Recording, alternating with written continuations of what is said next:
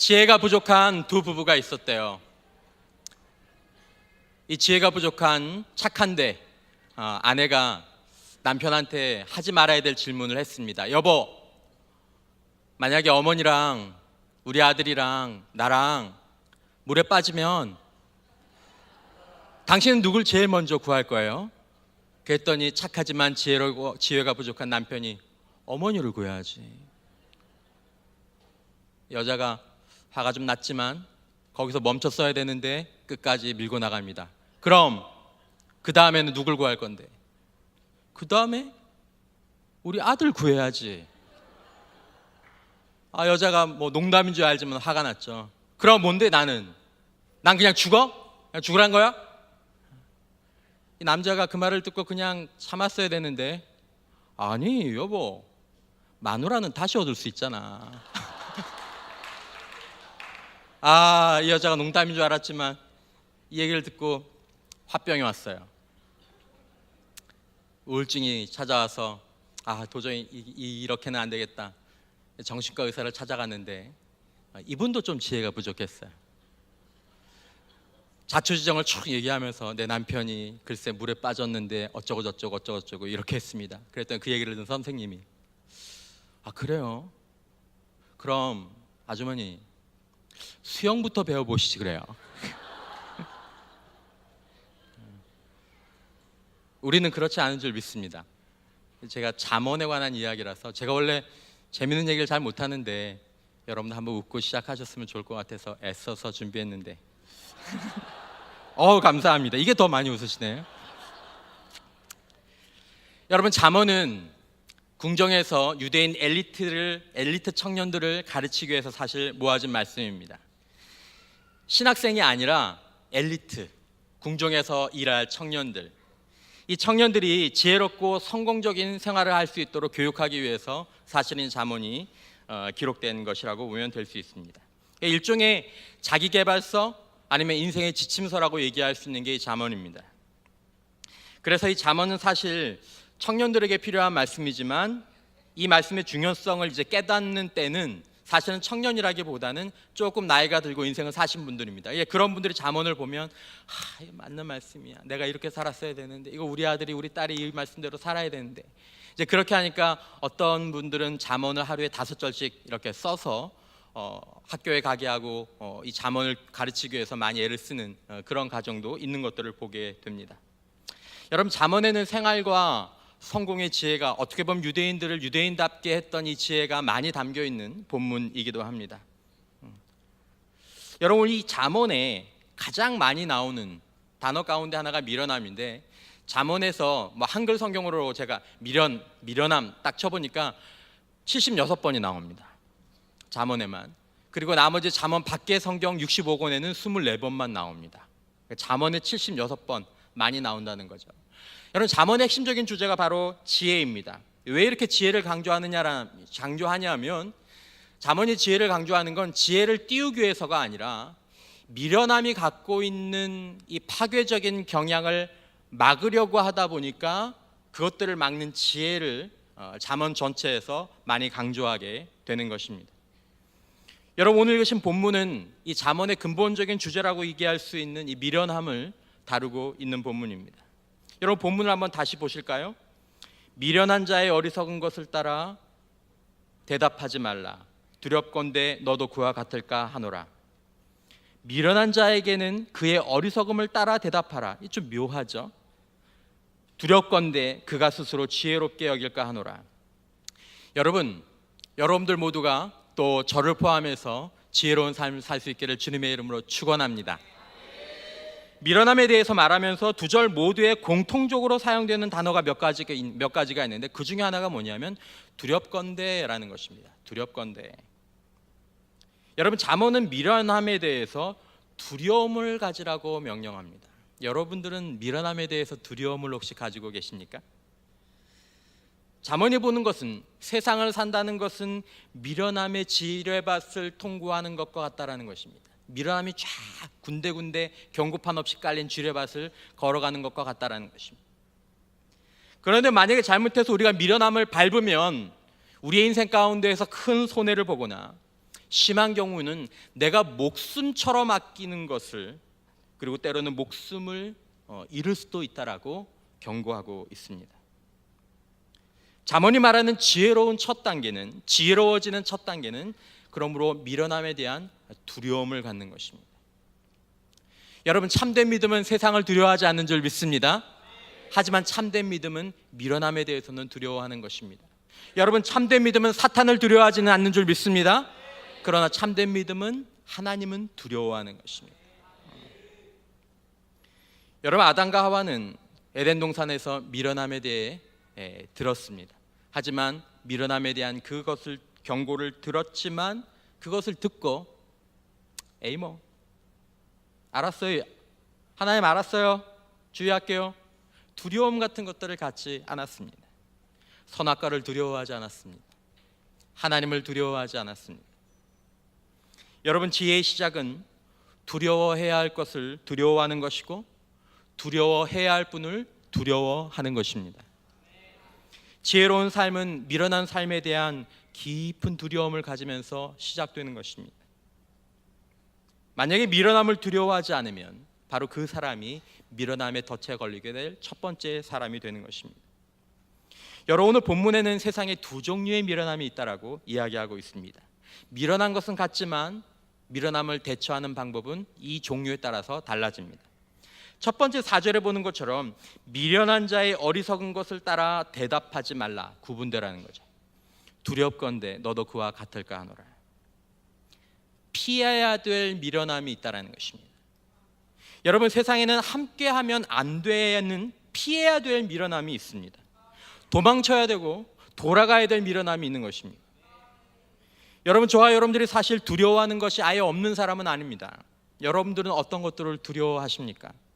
학생들이라면 지금 기말고사 낮은 점수, 아니면 가난해지는 거, 갑자기 병에 걸리는 거, 실직하는 거, 누군가 날 버리는 거, 아니면 다른 사람과 비교했을 때 내가 떨어지는 거. 여러분, 우리는 이런 것들은 두려워하는데 정작 내 안에 미련함에 대한 두려움이 혹시라도 없어서 우리가 성공적이고 지혜로운 삶으로 한 걸음 나아가지 못하는 건 아닐까라는 것입니다. 여러분, 잠언과 성경이 보는 관점은 세상에 저와 여러분들을 초청한다라는 것입니다. 야, 와라, 나랑 같이 어울리자, 나랑 같이 와. 여러분, 우리 안에도 그런 유혹하는 소리가 있습니다.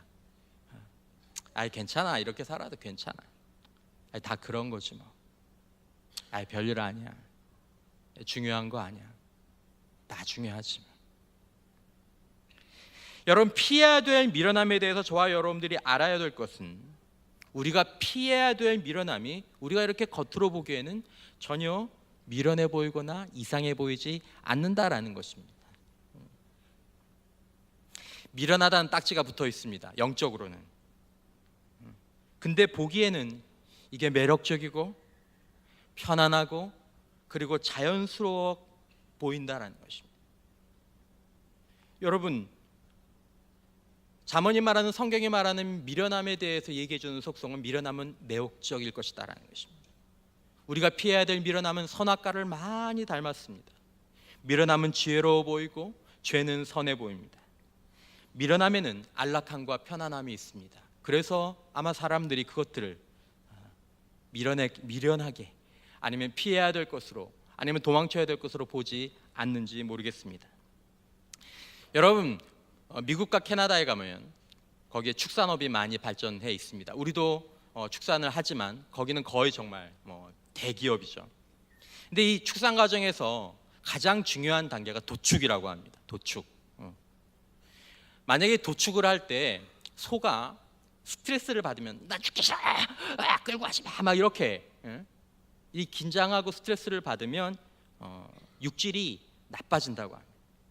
그러니까 편안하게 내가 죽는지도 모르게 탁 죽어야 좋은, 잔인하죠, 우리가 그런 걸 먹고 사니까. 근데 정말 이 북미에도 예전에는 소를 도축하는 자리까지 끌고 가는데 실랑이를 벌인다는 것입니다. 소는 안 가려고 버티고 사람은 끌고 도축장까지 가니까 도축은 고되고 그리고 고기의 질도 많이 떨어졌다는 것입니다. 근데 이 북미 도축업계에 획기적인 사람이 하나 딱 나타납니다. 이 템플 그랜딘이라는 자폐를 극복한 이 여자 교수입니다. 원래 자폐아예요. 근데 축산업 교수를 하고 있는 사람입니다. 근데 여러분, 이 여자가 특이한 게 뭐냐면, 이 여자는 장애가 있었지만, 자폐가 있었지만 동물의 느낌을 공감하는 능력을 가지고 있었습니다. 동물하고 너무 잘 지내. 동물이 어떻게 느끼는지를 사람은 모르는데 이 여인은 느끼는 것입니다. 그런데 여러분, 이 교수가 소의 입장에서 그동안 도축장에 가면 소들을 막 긴장시키는 요소가 어떤 것들인지를 조목조목 지적해내서 그것을 다 치워놓고 도축장도 새롭게 쫙 코스를 설계를 해놓습니다. 이게 이제 이 그랜딘이 설계한 새로운 도축장입니다. 여러분, 놀랍게도 소가 도축당하는 그 순간까지 집 같은 편안함을 느끼면서 여기를 지나가게 됩니다. 예전과는 다르게 편안하게 소들이 자연스럽게 구불구불된 곳을 이렇게 지나가다가 또 이렇게 벽에 부딪히면 어미 소의 피부에 부딪히는 것처럼 이렇게 스며시, 그러다가 살짝 내려가는 길을 걷는 것 같다가 컨베이어 벨트에 몸이 뭐가 살짝 뭐지? 하는 동시에 여기다가 빵!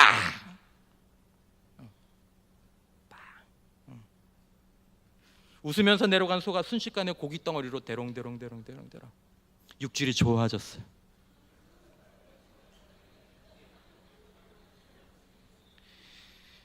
여러분, 이 획기적인 도살장에 사람들이 붙여준 별명이 있는데 기발하죠. 천국의 계단입니다. 도살장으로 가는 길, 살벌해 보이지만 천국의 계단. 여러분, 잠언 7장 21절에서 23절 말씀에 보면 우리 다 같이 한번 읽어볼까요? 시작. 여러 가지 고운 말로 유혹하며 입술에 호리는 말로 꿰므로 젊은이가 곧 그를 따랐으니 소가 도수장으로 가는 것 같고 미련한 자가 벌을 받으려고 쇠사슬에 매이러 가는 것과 같도다. 필경은 화살이 그 간을 뚫게 되리라. 새가 빨리 그물로 들어가되 그의 생명을 잃어버릴 줄을 알지 못함과 같으니라. 아멘. 비슷한 이야기죠. 죄와 유혹을 다룬 러셀 무어라는 사람이 쓴 책에 보면 인생을 망치는 것은 한순간이다. 특히 그 사실을 모를 때에는 한순간이다라는 것이죠. 여러분, 그랜딘 교수는 소들을 누구보다 잘 알고 있었습니다. 여러분, 사탄은 저와 여러분들을 누구보다 잘 알고 있습니다. 여러분, 사탄은 도살장으로 가는 길을, 아담과 하와가 범죄하는 길을 절대로 거칠게 만들어 놓지 않았습니다. 그랜딘 교수가 이런 얘기를 했습니다. 젖소들이 매일 차교실에 들어갈 때마다 문에 걸려있는 센 노란 우비를 보아서 거기에 익숙해져 있다면 아무런 문제가 없다. 그러나 도살장이나 도살 직전의 비육장에 문에 걸려있는 센 노란 우비를 처음 보는 소는 가지 않으려고 버틴다. 그러니까 처음부터 도살장에서 도축하는 사람들이 입는 그 센 노란 우비를 젖을 먹을 때부터 걸어놓으라는 것입니다. 얼마나 무섭습니까, 여러분? 여러분, 우리에게 친근히 말을 걸어올 세상은 미련해 보이지 않을 것입니다. 하지만 미련합니다. 지금 자신이 반복하는 미련함을 혹시 저와 여러분들이 미련한 것이라고 볼 수 있다면, 저 센 노란 우비는 무서운 거야 라고 볼 수 있다면 그게 복인 줄 믿습니다. 여러분, 에덴 동산에서 첫 사람들을 깨웠던 선악과는 매력적이고 매혹적이었습니다. 그러나 선악과는 아담과 하와에게 천국의 계단 같아 보였지만 도살장으로 가는 길이었습니다. 죽음이라는 치명적인 결과를 가져왔습니다. 우리가 나중에 여기가 도살장이라는 것을, 이 도살장으로 가는 길이었다는 것을 깨닫게 될 그런 미련함은 우리를 불편하게 하는 것이 아니라 우리를 편안하게 하고 우리를 즐겁게 하고 우리가 거기 머물고 싶게 하는 것들입니다. 아, 좋다. 편하다. 예배를 왜 가? 훈련을 왜 받아? 아, 좋다. 도살장으로 가는 길이 그렇다라는 것입니다. 여러분, 죄를 몰랐던 지혜로운 첫사람 아담과 하와가 그것을 분별하기 어려웠다면 저와 여러분들이 얼마나 더 그것을 분별하기가 어렵겠습니까? 천국 같아 보였던 계단이 바로 도살장으로 가는 길이었다는 것을 소들은 죽는 그 순간까지도 몰랐습니다. 여러분, 미련함의 매혹적인 모습을 우리는 그 결과까지 보아야 한다는 것입니다. 지금 편해도, 지금 즐거워도, 지금 내 마음에 꼭 드는 것 같아도 그 결과까지 보아야 한다는 것입니다. 내가 매일 편안하게 보았던 그 센노라 누비가 바로 도살장의 상징이라는 것을 우리가 보아야 한다는 것입니다. 사탄이 설계한 천국의 계단, 도살장으로 가는 길을 가고 계신 분들은 우리들 안에 없기를 바랍니다. 여러분, 사망의 길은 절대로 음침하지 않습니다. 사망의 길은 너무 편하고 넓고 화려합니다. 여러분, 어쩜 우리가 두려워하는 고통과 가난과 실패는 어려울지 몰라도 두려워할 것은 아닙니다. 왜냐하면 고난과 고통을 우리가 믿음으로 견디면 그것 때문에 우리가 연단되고 그것들이 우리를 더 거룩하게 합니다. 겸손하고 하나님을 더욱 찾게 그리고 가까이 갈 수 있도록 만듭니다. 우리를 생명과 성숙으로 이끌어줍니다. 그러니까 어쩌면 그것들은 두려워하지 않아도 될지 모르겠습니다. 하지만 세상에 있는 미련함, 내 안에 있는 미련함에는, 쾌락과 안락과 편안함이 있는 그 미련함에는 여러분, 저와 여러분들이 한 발 한 발 따라 들어가는 것이 너무 쉽다라는 것입니다. 그러다 어느 순간 이게 뭐지? 빵!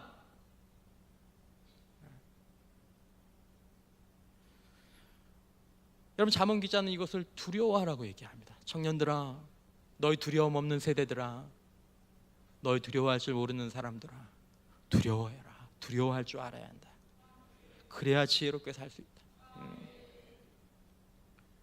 저는 목사입니다. 나는 목사니까, 나는 직분자니까, 나는 훈련을 그동안 철저히 받았으니까 까짓거 세상에 미련한 쯤이야. 여러분, 제가 학생들에게 자주 얘기합니다. 너희가 목포에서 20년 동안 이 좋은 교회에서 잘 훈련받았지만 너희가 도덕적이고 영적이고 육체적인 순결을 잃어버리는데 20년을 훈련받았다고 하더라도 그것을 잃어버리는데 필요한 시간은 3시간이면 충분하다. 여러분, 우리가 수십 년 신앙생활을 해온 우리가 미련함에 덫에 걸리는 때는 여러 번이 필요한 것이 아니라 한 번, 많아야 2번이면 충분하다라는 것입니다. 여러분, 다윗은 평생 하나님과 동행했던, 하나님을 깊이 알았던 사람입니다. 다윗이 몇 번 만에 걸려들었습니까? 4번 만에 걸려들었습니까? 5번 만에 걸려들었습니까?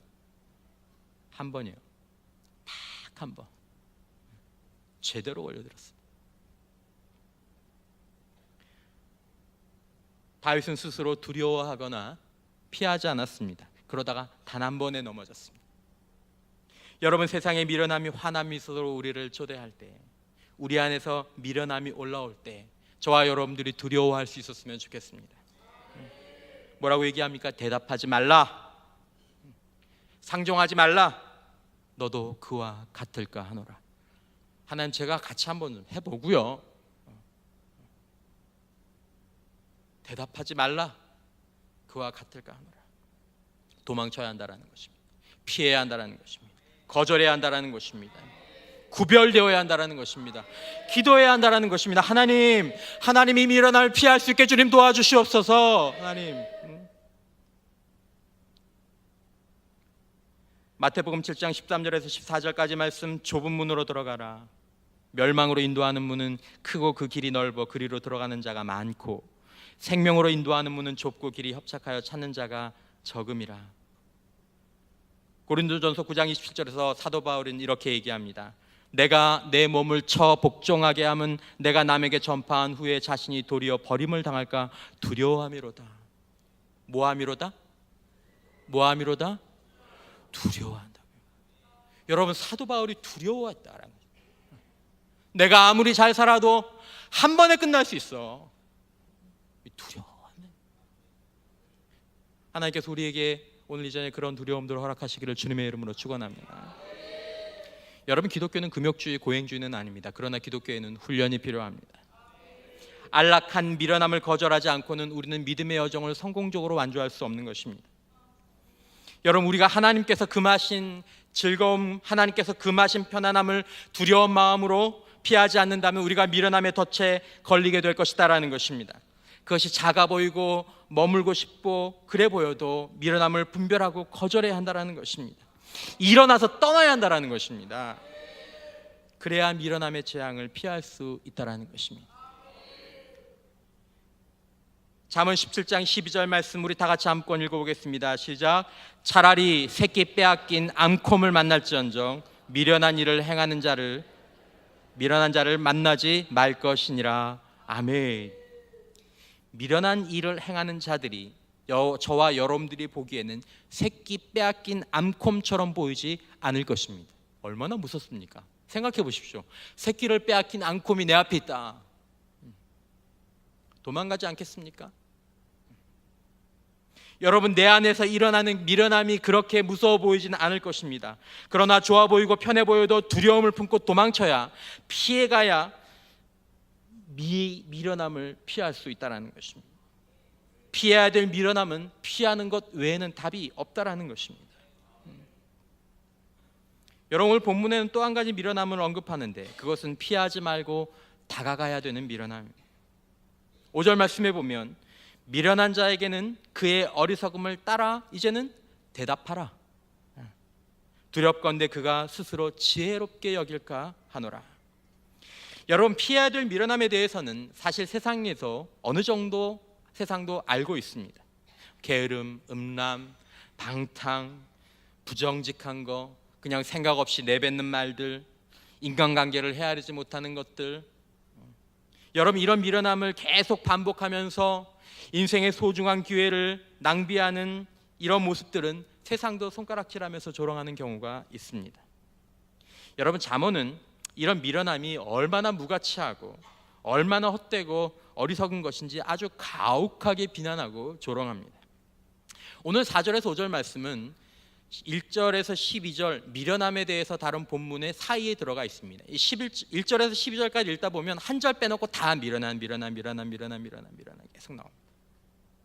그러다가 급기야 미련한 자가를 비유할 때 개에 대해 비유합니다. 개와 같다.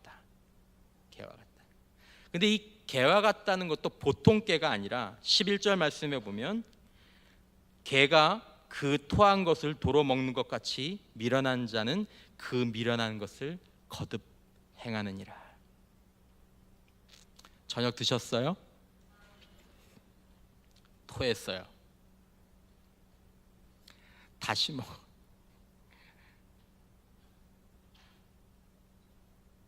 여러분, 이것보다 심한 비난이 있습니까?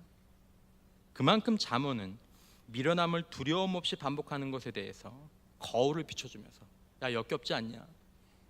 야, 네 모습을 한번 봐. 너도 이게 더러운 줄 알잖아. 너도 이게 멍청한 줄 알잖아. 좀 봐. 근데 여러분, 바로 이어서 한 절이 더 붙습니다. 11절로 딱 끝나지 않고 한번 읽어보겠습니다. 시작. 내가 스스로 지혜롭게 여기는 자를 보느냐? 그보다 미련한 자에게 오히려 희망이 있느니라. 여기 반전이 있습니다. 토한 것을 다시 먹는 미련함보다 더 미련한 사람이 있다는 것입니다. 잠언은 미련함 중에 미련함의 뿌리가 되는 미련함, 가장 무서운 미련함이 있다고 말합니다. 여러분, 세상은 사실 이 미련함에 대해서는 잘 다루지 않습니다. 하지만 잠언과 성경은 이 미련함을 가장 심각한 미련함, 토한 것을 다시 먹는 사람보다도 더 심각하게 미련한 자로 바라봅니다. 잠언이 제시하는 지혜의 본질은 바로 이 미련함을 고치는 것입니다. 부정직하고 말 이상하게 하고 게으르고 이것보다도 더 심각하게 이 본질적인 미련함을 다루면 개가 토한 것을 다시 먹는 그런 미련한 행동을 반복하는 사람이라도 희망이 있다는 것입니다. 근데 이 미련함을 그냥 두면 아무런 기대도 할 것이 없다는 것이 잠언과 성경이 가지고 있는 관점입니다. 이 미련함이 무엇입니까? 스스로 지혜롭게 여기는 것입니다.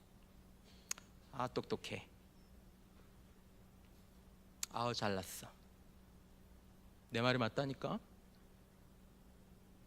내 생각이 맞다니까?